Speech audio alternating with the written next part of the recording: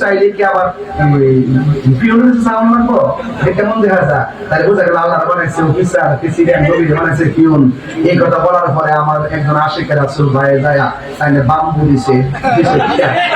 bamboo দিছে দিছে তোমার যাওয়ার পরে সেই লোকটা যে দিছে হ্যাঁ সে আশিকের রাসূল সে সহ্য করতে পারছে না এই দেশে আমার ওই সুদ্দিনকে প্রকাশ্য বাইরে ফেলাইছে বিচার পাইছি না এক বিয়াদবের রাসূল নবীরে হারবে না আমার নবীরে কফিউন আমি তো নবীরে কইছি না আমি একটা উপমা দিছি আল্লাহর সঙ্গে কোনো উপমা পিয়ন কিংবা রাখাল এগুলো বলা যাবে নবী শানো বলা যাবে এটা সুস্পষ্ট কুফরি কইতাছে তো রামাদান নামাজের পরে দোয়া করার কি দরকার প্রেসিডেন্টের কাছে চাইলে কি আবার পিয়নের সাউন্ড মানবো কেমন দেখা যায় তাহলে বোঝা গেল আল্লাহ বানাইছে অফিসার প্রেসিডেন্ট নবী বানাইছে পিয়ন এই কথা বলার পরে আমার একজন আশিকের রাসূল ভাই যায় তাইলে বাম্বু দিছে বাম্বু দিছে তোমার যাওয়ার পরে সেই লোকটা যে দিছে হ্যাঁ সে আশিকের রাসূল সে সহ্য করতে পারছে না এই দেশে আমার ওই সুদ্দিনকে প্রকাশ্য বাইরে ফেলাইছে বিচার পাইছি না কথা ঠিক না নাকি মানে ভাবছে বিচার দিয়ে আর লাভ কি আমার সামনে নবী জ্বালিয়ে দিছে আমি বাচ্চাতে কি লাভ কি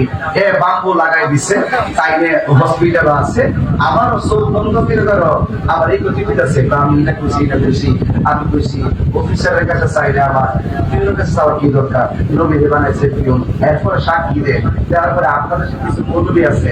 ওই সূত্রে দিয়ে মানলো মুসলিম ইমামরে ওই সমগ্র প্রতিবাদ করছে না এখন এক বিয়াদবের রাসূল যে আমার নবীরে পিয়ন কয় হ্যাঁ উপমা দিতে পিয়ন বানাইতে চেষ্টা করে ওই বিয়াদব রে কি করছে না করছে আমরা কাছে কিছু মৌলবী স্ট্যাটাস দেয় কেন মুসলিম ইমাম সাহেবকে আঘাত করা হলো চিন্তা করছেন আবার এই মৌলবী লিখো মান সাব্বা নবীকে ফাকতুলহু নবীর যে গালি দিব তার হত্যা করা ওয়াজিব এখন তোমরা ইমাম সাহেবের নবী তোমরা কথা বলো তখন তোমরা ইমামের পক্ষে দালালি করো তার মানে বোঝা গেল তোমরা আসলে মুমিনার প্রেমের ইসলাম কি লালন করো না তোমরা ইবনু আব্দুল ওয়াহাব নজদির ট্যাবলেট খাইছো বাধ্য বলা আমরা আইন হাতে তুলে নেওয়াটা ঠিক না কিন্তু আমি জানি এটা রাষ্ট্রীয় আইনে ঠিক না কিন্তু কোরআন সুন্নাহর আইনে কিন্তু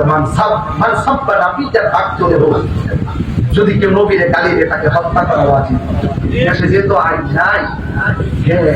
মানতাছেন আশিকের রাসূল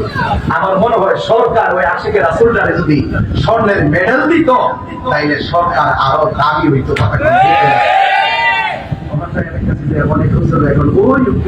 পক্ষে দাঁড়ালি করে তার মানে বোঝা গেল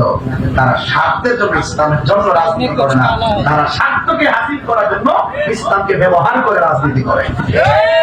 আমরা যা কথা বলি ইসলামের জন্য কথা বলি ইসলামকে ব্যবহার করে আমরা রাজনীতি করি না কথা বলে ঠিক না ঠিক আল্লাহ আমাদের